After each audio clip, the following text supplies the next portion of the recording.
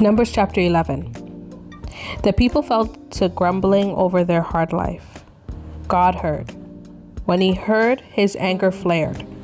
Then fire blazed up and burned the outer boundaries of the camp. The people cried out for help to Moses. Moses prayed to God and the fire died down. They named the place Taberah, which means blaze, because fire from God had blazed up against them.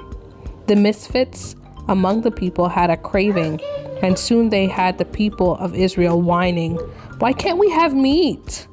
We ate fish in Egypt and got it free." To say nothing of the cucumbers and melons, the leeks and onions and garlic. But nothing tastes good out here. All we get is manna, manna, manna. Manna was a seed-like substance with a shiny appearance like resin. The people went around collecting it and ground it between stones or pounded it fine in a mortar. Then they boiled it in a pot and shaped it into cakes. It tasted like a delicacy cooked in olive oil. When the dew fell on the camp at night, the manna was right there with it. Moses heard the whining, all those families whining in front of their tents. God's anger blazed up. Moses saw that things were in a bad way. Moses said to God, "Why are you treating me this way? What did I ever do to you to deserve this? Did I conceive them? Was I their mother? So why dump the responsibility of this on me? So why dump the responsibility of this people on me? Why tell me to carry them around like a nursing mother, carry them all the way to the land you promised to their ancestors? Where am I supposed to get meat for all these people who are whining to me? Give us meat. We want meat. I can't do this by myself. It's too much. All these people. If this is how you intend to treat me, do me a favor and kill me. I've seen enough. I've had enough. Let me out of here." God said to Moses, "Gather together 70 men from among the leaders of Israel, men whom you know to be respected and responsible. Take them to the tent of meeting. I'll meet you there. I'll come down and speak with you. I'll take some of the spirit that is on you and place it on them. They'll then be able to take some of the load of this people. You won't have to carry the whole thing alone. Tell the people, consecrate yourselves. Get ready for tomorrow when you're going to eat meat. You've been whining to God. We want meat. Give us meat. We had a better life in Egypt. God has heard your whining, and he's going to give you meat. You're going to eat meat. And it's not just for a day that you'll eat meat, and not 2 days, or 5, or 10, or 20, but for a whole month. You're going to eat meat until it's coming out your nostrils. You're going to be sick of meat, and you'll throw up at the mere mention of it. And here's why. Because you have rejected God, who is right here among you, whining to his face. Oh, why did we ever have to leave Egypt? Moses said, I'm standing here surrounded by 600,000 men on foot, and you say, I'll give them meat every day for a month. So where's it coming from? Even if all the flocks and herds were butchered, would that be enough? Even if all the fish in the sea were caught, would that be enough? God answered Moses, do you think I can't take care of you? You'll see soon enough whether what I say happens for you or not. So Moses went out and told the people what God had said. He called together 70 of the leaders and had them stand around the tent.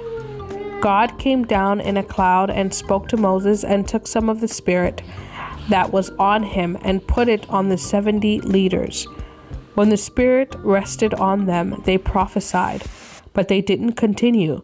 It was a one-time event. Meanwhile, 2 men, Eldad and Medad, had stayed in the camp. They were listed as leaders, but they didn't leave camp to go to the tent. Still, the Spirit also rested on them, and they prophesied in the camp. A young man ran and told Moses, Eldad and Medad are prophesying in the camp. Joshua, son of Nun, who had been Moses' right-hand man since his youth, said, "Moses, Master, stop them." But Moses said, "Are you jealous for me? Would that all God's people were prophets. Would that God would put his spirit on all of them." Then Moses and the leaders of Israel went back to the camp. A wind set in motion by God swept quails in from the sea. They piled up to a depth of about 3 feet in the camp, and as far out as a day's walk in every direction. All that day and night and into the next day, the people were out gathering the quail, huge amounts of quail. Even the slowest person among them gathered at least 60 bushels. They spread them out all over the camp for drying. But while they were still chewing the quail and had hardly swallowed the first bites, God's anger blazed out against the people. He hit them with a terrible plague. They ended up calling the place Kibroth Hatava, which means graves of the craving. They buried the people who craved meat. From Kibroth Hatava, they marched on to Hazeroth. They remained at Hazeroth. Numbers chapter 12. Miriam and Aaron talked against Moses behind his back because of the Cushite wife. He had married a Cushite woman. They said, "Is it only through Moses that God speaks? Doesn't he also speak through us?" God overheard their talk. Now the man Moses was a quietly humble man, more so than anyone living on earth. God broke in suddenly on Moses and Aaron and Miriam, saying, "Come out, you 3, to the tent of the meeting." The 3 went out. God descended in a pillar of cloud and stood at the entrance to the tent. He called Aaron and Miriam to him. When they stepped out, he said, "Listen carefully to what I'm telling you. If there's a prophet of God among you, I make myself known to him in visions. I speak to him in dreams. But I don't do it that way with my servant Moses. He has the run of my entire house. I speak to him intimately in person, in plain talk without riddles. He ponders the very form of God. So why did you show no reverence or respect in speaking against my servant, against Moses?" The anger of God blazed out against them, and then he left. When the cloud moved off the tent, Miriam had turned leprous, her skin like snow. Aaron took one look at Miriam, a leper. He said to Moses, "Please, my master, please, don't come down so hard on us for this foolish and thoughtless sin. Please don't make her like a stillborn baby coming out of its mother's womb with half its body decomposed." And Moses prayed to God, "God, please heal her." I should read that again. "Please, God, heal her. Please heal her." God answered Moses, "If her father had spat in her face, wouldn't she be ostracized for 7 days? Quarantine her outside the camp for 7 days. Then she can be readmitted to the camp." So Miriam was in quarantine outside the camp for 7 days. The people didn't march on until she was readmitted. Only then did the people march from Hazeroth and set up camp in the wilderness of Paran. Numbers chapter 13.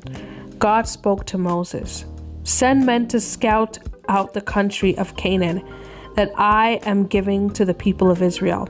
Send 1 man from each ancestral tribe, each one a tried and true leader in the tribe." So Moses sent them off from the wilderness of Paran at the command of God. All of them were leaders in Israel, 1 from each tribe. These were their names: from Reuben, Shemua, son of Zachar; from Simeon, Shaphat, son of Hori.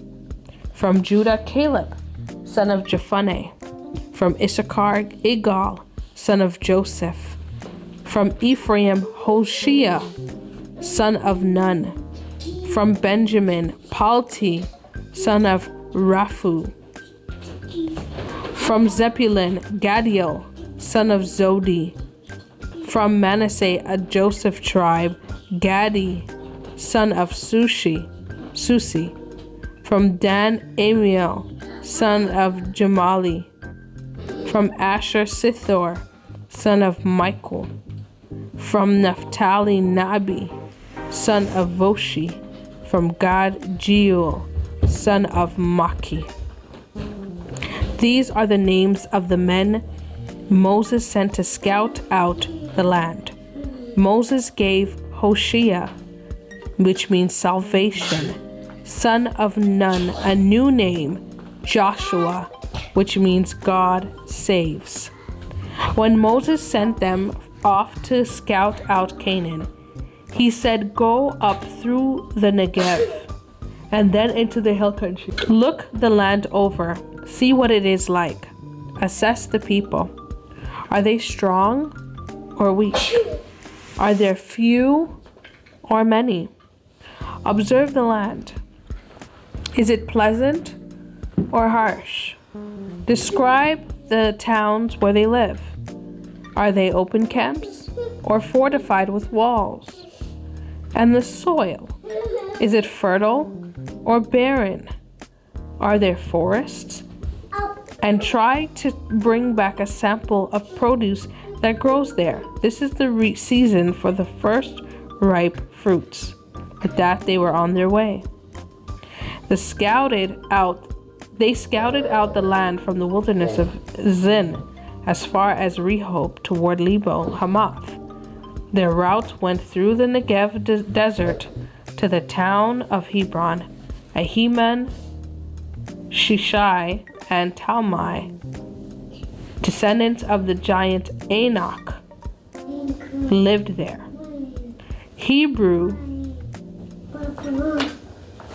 Hebron had been built 7 years before Zoan in Egypt. When they arrived at the Eshcol Valley, they cut off a branch with a single cluster of grapes. It took 2 men to carry it, slung on a pole. They also picked some pomegranates and figs. They named the place Eshcol Valley, which means Grape Cluster Valley, because of the huge clusters of grapes they had cut down there. After 40 days of scouting out the land, they returned. They presented themselves before Moses and Aaron and the whole congregation of the people of Israel in the wilderness of Paran at Kadesh. They reported to the whole congregation and showed them the fruit of the land when they told the story of their trip. "We went to the land to which you sent us, and oh, it does flow with milk and honey. Just look at this fruit. The only thing is that the people who live there are fierce. Their cities are huge and well fortified. Worse yet, we saw descendants of the giant Anak. Amalekites are spread out in the Negev. Hittites, Jebusites, and Amorites hold the hill country, and the Canaanites are established on the Mediterranean Sea and along the Jordan." Caleb interrupted, called for silence before Moses, and said, "Let's go up and take the land now. We can do it." But the others said, "We can't attack those people. They're way stronger than we are." They spread scary rumors among the people of Israel. They said, "We scouted out the land from the one end to the other. It's a land that swallows people whole. Everybody we saw was huge. Why, we even saw the Nephilim giants." That's the Anak giants from the Nephilim. "Alongside them, we felt like grasshoppers, and they looked down on us as if we were grasshoppers." Numbers chapter 14. The whole community was in an uproar, wailing all night long. All the people of Israel grumbled against Moses and Aaron. The entire community was in on it. "Why didn't we die in Egypt? or in this wilderness? Why has God brought us to this country to kill us? Our wives and children are about to become plunder. Why don't we just head back to Egypt, and right now?" Soon they were all saying it to one another. "Let's pick a new leader. Let's head back to Egypt." Moses and Aaron fell on their faces in front of the entire community gathered in emergency session. Joshua, son of Nun, and Caleb, son of Jephunneh, members of the scouting party, ripped their clothes and addressed the assembled people of Israel. "The land we walked through and scouted out is a very good land, very good indeed. If God is pleased with us, he will lead us into that land, a land that flows, as they say, with milk and honey, and he'll give it to us. Just don't rebel against God, and don't be afraid of those people. Why, we'll have them for lunch. They have no protection, and God is on our side. Don't be afraid of them." But up in arms now, the entire community was talking of hurling stones at them. Just then, the bright glory of God appeared at the tent of meeting. Every Israelite saw it. God said to Moses, "How long will these people treat me like dirt? How long refuse to trust me? And with all these signs I've done among them, I've had enough. I'm going to hit them with a plague and kill them. But I'll make you into a nation bigger and stronger than they ever were." But Moses said to God, "The Egyptians are going to hear about this. You delivered this people from Egypt with a great show of strength. And now this? The Egyptians will tell everyone. They've already heard that you are God, that you are on the side of this people, that you are present among them, that they see you with their own eyes in your cloud that hovers over them, in the pillar of cloud that leads them by day, and the pillar of fire at night. If you kill this entire people in one stroke, all the nations that heard what has been going on will say, 'Since God couldn't get these people into the land which he had promised to give them, he slaughtered them out in the wilderness.' Now please, let the power of the Master expand and enlarge itself greatly along the lines you have laid out earlier when you said, 'God, slow to get angry and huge in loyal love, forgiving iniquity and rebellion and sin, still never just whitewashing sin, but extending the fallout of parent sins to children into the third, even the fourth generation. Please forgive the wrongdoing of this people out of the extravagance of your loyal love, just as all along from the time they left Egypt, you have been forgiving this people.' God said, 'I forgive them, honoring your words. But as I live, and as the glory of God fills the whole earth, not a single person of those who saw my glory, saw the miracle signs I did in Egypt and the wilderness, and who have tested me over and over and over and over again, turning a deaf ear to me, not one of them will set eyes on the land I solely promised to their ancestors. No one who has treated me with such repeated contempt will see it. But my servant Caleb, this is a different story. He has a different spirit. He follows me passionately. I'll bring him into the land that he scouted, and his children will inherit it. Since the Amalekites and Canaanites are so well established in the valleys, for right now, change course and head back into the wilderness, following the route to the Red Sea.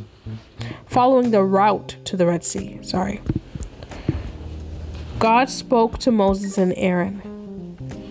How long is this going to go on? All this grumbling against me by this evil infested community? Tell them, as long as I live, God's decree, here's what I'm going to do. Your corpses are going to litter the wilderness. Every one of you, 20 years and older, who was counted in the census, this whole generation of grumblers and grousers. Now one of you will enter the land and make your home there, the firmly and solemnly promised land, except for Caleb, son of Jephunneh, and Joshua, son of Nun. Your children, the very ones that you said would be taken for the plunder, I'll bring in to enjoy the land you rejected, while your corpses will be rotting in the wilderness. These children of yours will live as shepherds in the wilderness for 40 years, living with the fallout of your whoring unfaithfulness, until the last of your generation lies a corpse in the wilderness. You scouted out the land for 40 days. Your punishment will be a year for each day, a 40-year sentence to serve for your sins, a long schooling in my displeasure. I, God, have spoken. I will most certainly carry out these things against the entire evil-infested community which has banded together against me. From this wilderness they will come to their end. There they will die. So it happened that the men Moses went to scout out the land returned to circulate false rumors about the land, causing the entire community to grumble against Moses. All these men died, having spread false rumors of the land. They died in a plague, confronted by God. Only Joshua son of Nun and Caleb son of Jephunneh were left alive of the men who went to scout out the land. When Moses told all of this to the people of Israel, they mourned long and hard. But early the next morning, they started out for the high hill country, saying, "We're here. We're ready. Let's go up and attack the land that God promised us. We sinned, but now we're ready." But Moses said, "Why are you crossing God's command yet again? This won't work. Don't attack. God isn't with you in this. You'll be beaten badly by your enemies. The Amalekites and Canaanites are ready for you, and they'll kill you, because you have left off obediently following God. God is not going to be with you in this." But they went away recklessly and arrogantly. They climbed to the high hill country, but the chest of the covenant and Moses didn't budge from the camp. The Amalekites and the Canaanites who lived in the hill country came out of the hills and attacked and beat them, a rout all the way down to Hormah. Amen.